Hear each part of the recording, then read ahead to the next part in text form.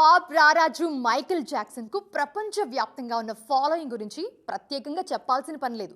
Internet, social media ఇవేవి ఇంతగా లేని కాలంలోనే దేశ విదేశాల్లో కోట్లాది మంది అభిమానులను సొంతం చేసుకున్నారు మైకేల్ జాక్సన్. సో అలాంటి మైకేల్ జీవితంపై బయోపిక్ రూపొందింది.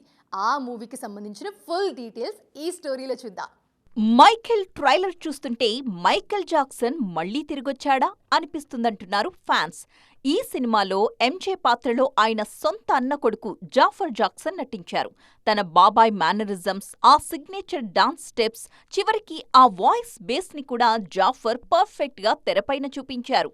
ప్రతి ఫ్రేమ్లోనూ ఎంజేని గుర్తు చేస్తూ అభిమానులకు పూనకాలు తెప్పిస్తున్నారు జాఫర్. ప్రతిష్టాత్మకంగా తెరకెక్కిన ఈ సినిమాలో ఎంజే జీవితంలోని చీకటి కోణాల్ని కూడా టచ్ చేశారు. తండ్రి క్రమశిక్షణలో గడిచిన జాక్సన్ చిన్నతనం, స్టార్డమ్ తెచ్చిన ఒత్తిడి, ఆయన చుట్టూ అల్లుకున్న వివాదాలు, వ్యక్తిగత పోరాటాలు, ఇలా అన్ని కోణాలు టచ్ చేశారు. ట్రైలర్ చూస్తుంటే ఇదొక ఎమోషనల్ రోలర్ కోస్టర్ రైడ్లా కనిపిస్తోంది.